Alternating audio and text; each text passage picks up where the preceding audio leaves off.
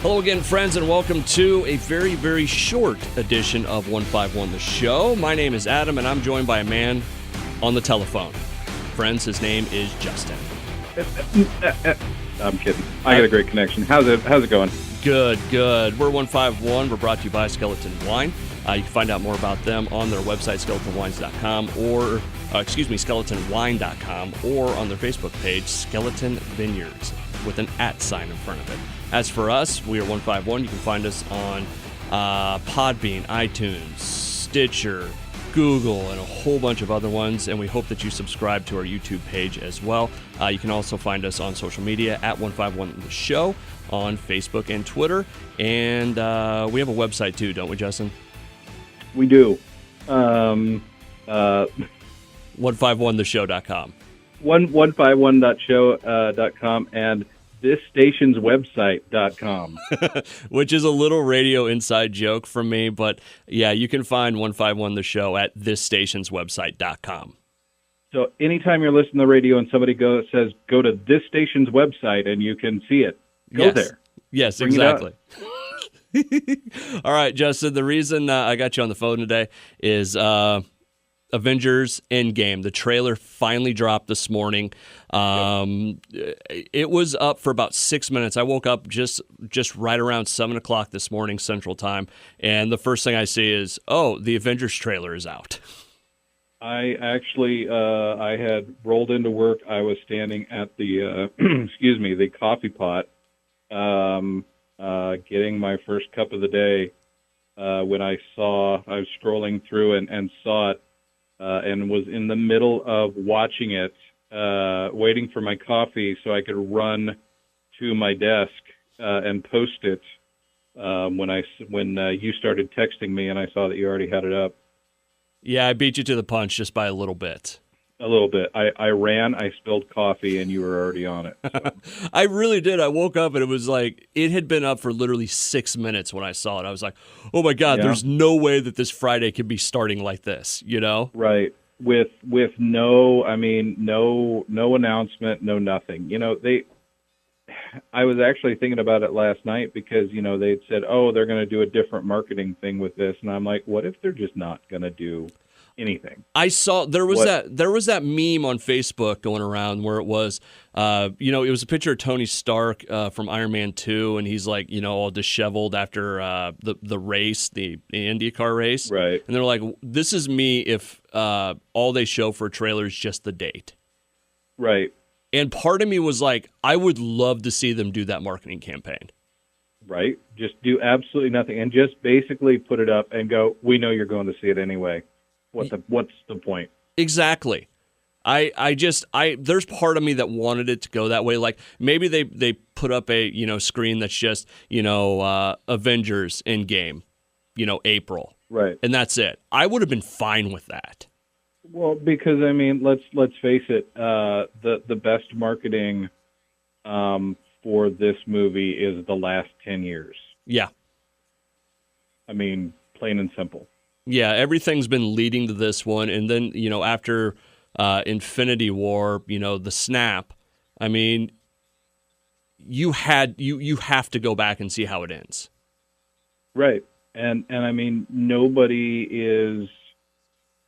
You're not going to put a commercial up on the TV at this point and have somebody go, maybe I should check that out. It's in the pop culture. It is in the zeitgeist. Yes, it really, really is. So the trailer came out this morning. I have my thoughts on it. What was your immediate reaction to it? My first immediate reaction was the fact that there is not an apparent immediate time jump as all the there were so many rumors that it was going to be a time jump. We're going to go back and fix it. My second thought is, I miss Chris Evans' beard for some reason. Yeah, I do too. He looks too baby-faced without the beard. Right. My third thought. Well, and I mean, come on. If you're going to have an apocalypse, I'm not shaving. Why would Chris Evans? Why would Captain America? And third, Paul Rudd, as always, is delightful. I liked how there was zero humor in this entire trailer until the very end when he shows up, and it felt like that little glimmer of hope. Right, because it really is. I mean, yeah, Tony obviously starts out, that's not depressing or anything. Yeah. Hey, I'm going to die tomorrow morning, just so you know. Right. Leaving you a message in a bottle here, I love you, Pepper, that sort of thing. And then suddenly Paul Rudd shows up at the end, and he's like, hey, guys, how's it going? Remember me? Can you let me in? Yeah. No, totally. It's it really did feel like that little glimmer of hope right at the end. So and what I really hope is that we saw like everything out of there was in the first 10 minutes of this movie. Oh yeah, it has to be. Like that would be the best for me. 8 minutes in, Paul Rudd shows up and been like, you guys are not going to believe what's been happening to me down in the quantum realm. Yeah, really right. No, so the Avengers 4 trailer drops this morning. We're recording a little reaction tape to this.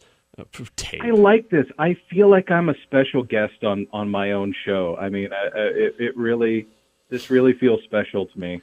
We are 151 The Show. You can find us on Facebook, Twitter, and Tumblr, all at 151 The Show. Please subscribe to our Podbean, iTunes, Stitcher, and every other single channel we have out there, including YouTube. You can find us on 151theshow.com or this station's website.com. Justin, were you surprised that they didn't show any of the Captain Marvel? They barely showed Thanos. And they barely showed any part of the story. No.